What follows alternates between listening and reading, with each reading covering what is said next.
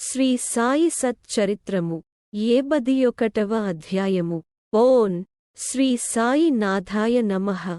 శ్రీ సాయి బాబా జీవిత చరిత్రము 71వ అధ్యాయము.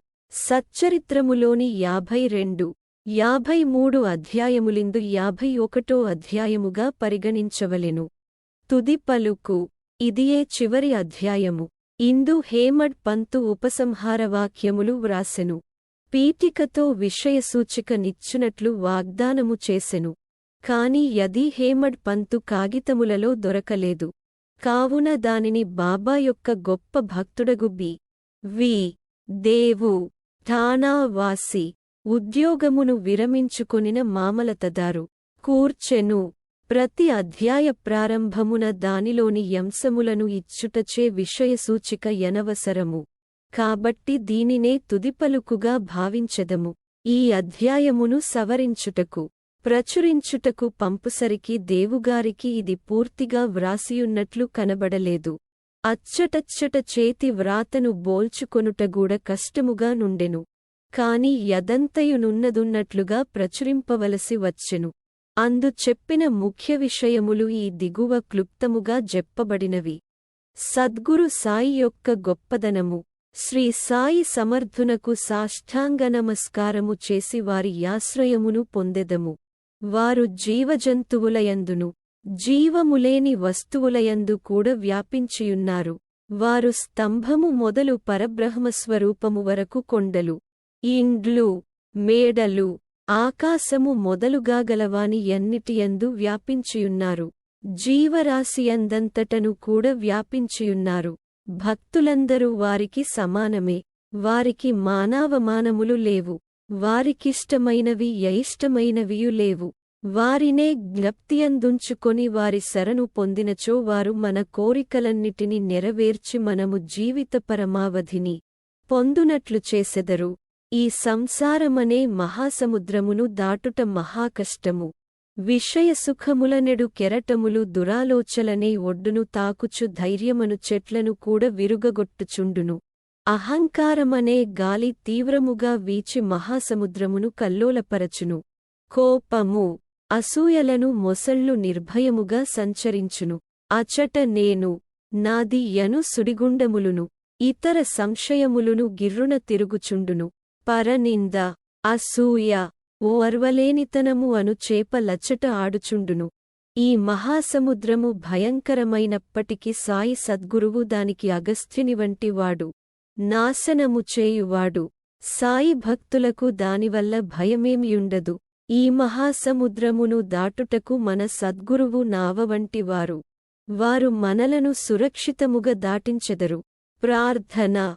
మనమిప్పుడు సాయిబాబాకు సాష్టాంగనమస్కారము చేసి వారి పాదములు బట్టుకొని సర్వజనుల కొరకు ఈ క్రింది ప్రార్థనము చేసెదము. మా మనస్సు అటునిటు సంచారము చేయకుండుగాక. నీవు దప్ప మరేమియు కోరకుండుగాక. ఈ సచ్చరిత్రము ప్రతి గృహమందుండుగాక. దీనిని ప్రతినిత్యము పారాయణ చేసెదెముగాక. ఎవరైతే దీనిని నిత్యము పారాయణ చేసెదరో వారి యాపదలు తొలగిపోవుగాక. ఫలశ్రుతి. ఈ గ్రంథమును పారాయణ చేసినచో గలుగు ఫలితమును గూర్చి కొంచెము చెప్పుదుము. పవిత్ర గోదావరిలో స్నానము చేసి, షిరిడీలో సమాధిని దర్శించి, సాయి సచ్చరిత్రము పారాయణ చేయుటకు ప్రారంభింపుము. నీ విట్లు చేసినచో నీకుండు ముప్పేటల కష్టములు తొలగిపోవును. శ్రీ సాయి కథలను అలవోకగా విన్నను ఆధ్యాత్మిక జీవితమునందు శ్రద్ధ కలుగును. ఇంకను ఈ చరిత్రమును ప్రేమతో పారాయణ చేయుచున్నచో నీ పాపములన్నీయు నశించును. జననమరణములనే చక్రము నుండి తప్పించుకొనవలెనన్నచో సాయి కథలను చదువుము. వాని నెల్లప్పుడు జ్ఞప్తియందుంచుకొనుము. వారి పాదములనే యాశ్రయింపుము. వానినే భక్తితో పూజింపుము. సాయి కథలనే సముద్రములో మునిగివానిని ఇతరులకు చెప్పినచో నందు క్రొత్త సంగతులను గ్రహించగలవు. వినువారిని పాపముల నుండి రక్షించగలవు. శ్రీ సాయి సగుణస్వరూపమునే ధ్యానించినచో క్రమముగా నది నిష్క్రమించి ఆత్మసాక్షాత్కారమునకు దారి చూపును. ఆత్మసాక్షాత్కారమును పొందుట బహుకష్టము. కాని నీవు సాయి సగుణస్వరూపము ద్వారా పోయినచో నీ ప్రగతి సులభమగును. భక్తుడు వారిని సర్వస్య శరణాగతి వేడినచో నతడు తాను అనుదానిని పోగొట్టుకొని నది సముద్రములో గలియునట్లు భగవంతునిలో ఐక్యమగును. మూడింటిలో ననగా జాగ్రత్ స్వప్న సుషుప్త్యవస్థలలో నేదైన యొక్క యవస్థలో వారియందు లీనమైనచో సంసార బంధము నుండి తప్పుకొందువు. స్నానము చేసిన పిమ్మట ఎవరు దీనిని భక్తి ప్రేమలతోనూ పూర్తి నమ్మకముతోనూ పారాయణ చేసి వారము రోజులలో ముగింతురో వారి యాపదలన్నీయు నశించగలవు. దీనిని పారాయణ చేసి ధనమును కోరినచో దానిని పొందవచ్చును. వర్తకుల వ్యాపారము వృద్ధియగును. వారి వారి భక్తి నమ్మకములపై ఫలమాధారపడియున్నది. ఈ రెండును లేనిచో నెట్టి అనుభవమును కలుగదు. దీనిని గౌరవముతో పారాయణ చేసినచో శ్రీ సాయి ప్రీతి చెందును. నీ యజ్ఞానమును పేదరికమును నిర్మూలించి నీకు జ్ఞానము ధనము ఐశ్వర్యముల నొసంగును. కేంద్రీకరించిన మనస్సుతో ప్రతిరోజు ఒక అధ్యాయమును పారాయణ చేసినచో నది యపరిమితానందమును కలుగజేయును. ఎవరు హృదయమునందు తమ శ్రేయస్సును కోరేదరో వారు దానిని జాగరూకతతో పారాయణ చేయవలయును. అప్పుడతడు శ్రీ సాయిని కృతజ్ఞతతో సంతసముతో జన్మజన్మముల వరకు మదిలో నుంచుకొనును. ఈ గ్రంథమును గురుపౌర్ణమినాడు అనగా ఆషాఢ శుద్ధ పౌర్ణమినాడు, గోకులాష్టమినాడు, శ్రీరామనవమినాడు, దసరానాడు అనగా బాబా పుణ్యతిథినాడు ఇంటివద్ద తప్పక పారాయణ చేయవలెను. ఈ గ్రంథమును జాగరూకతతో పారాయణ చేసిన ఎడల వారల కోరికలన్నీయును నెరవేరును. నీ హృదయమునందు శ్రీ సాయి చరణములనే నమ్మిన ఎడల భవసాగరమును సులభముగా దాటగలుగుదువు.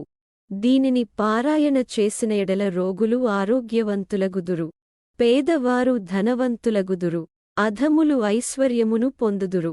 వారి మనస్సునందు గల ఆలోచనలన్నీయు పోయి తుదకు దానికి స్థిరత్వము కలుగును. ఓ ప్రియమైన భక్తులారా, పాఠకులారా, శ్రోతలారా, మీకు కూడా మేము నమస్కరించి మీకొక మనవి చేయుచున్నాము. ఎవరి కథలను ప్రతిరోజు ప్రతి నెల మీరు పారాయణ చేసితిరో వారిని మరువవద్దు. ఈ కథలనెంత తీవ్రముగా చదివెదరో వినెదరో అంత తీవ్రముగా మీకు ధైర్యము ప్రోత్సాహము సాయిబాబా కలుగచేసి మీచే సేవ చేయించి మీకుపయుక్తముగా నుండునట్లు చేయును. ఈ కార్యమందు రచయితయు చదువరులును సహకరించవలెను. ఒండొరులు సహాయము చేసుకొని సుఖపడవలెను. ప్రసాద యాచనము. దీనిని సర్వశక్తిమయుడైన భగవంతుని ప్రార్థనతో ముగించెదము. ఈ దిగువ కారుణ్యమును జూపుమని వారిని వేడెదము. దీనిని చదువువారును భక్తులును హృదయపూర్వకమగు సంపూర్ణ భక్తి శ్రీ సాయి పాదములందు పొందెదరుగాక. సాయి సగుణస్వరూపము వారి నేత్రములందు నాటిపోవునుగాక. వారు శ్రీ సాయిని సర్వజీవములయందు చూచెదరుగాక. తథాస్తు. ఓం నమో శ్రీ సాయినాథాయ నమః. శాంతిః శాంతిః శాంతిః. శ్రీ సాయి సచ్చరిత్రము సర్వము సంపూర్ణము. సద్గురు శ్రీ సాయినాథార్పణమస్తు. శుభం భవతు.